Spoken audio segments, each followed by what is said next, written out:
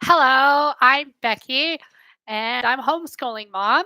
And today I really didn't start off with a plan as to how we are going to homeschool. Well, the first thing one of my sons did, one of my high school sons did, is he turned on the Great Courses Plus. We recently got a subscription to that because they had some high school math classes such as algebra, and they also have some classes about, that fill the requirements for civics and history and things like that. So he turned that on. He decided to start with math today. And the next lesson was a review of how to multiply and divide fractions.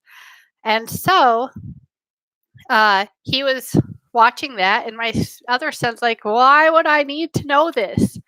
And this particular son happens to be a middle school age son, and he loves to cook. I'm like, well, if you're going to cook, sometimes you might have friends come over and you might have a big group of friends and you need to increase the size of your recipe.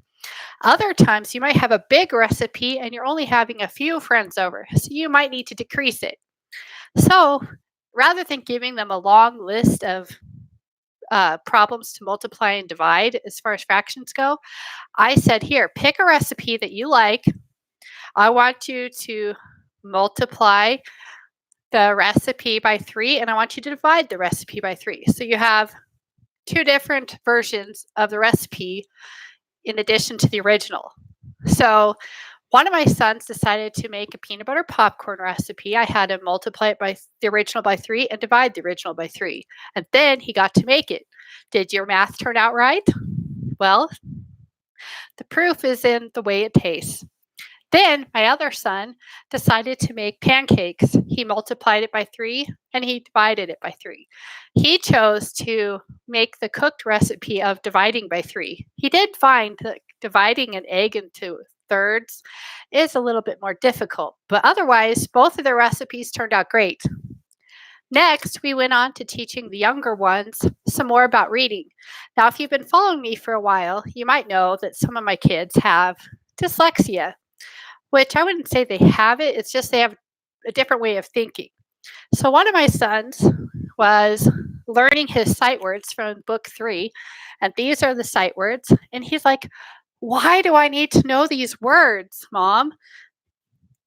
And he also wanted to read this book with me today. Now, this book is above what he's supposed to be reading for book 3 because there are words that he hasn't been taught how to read. So what we did is we got, let's see here, where did that marker go? I had a marker earlier. I got a wet erase marker. And every time one of these words appeared in the Curious George book, we marked it.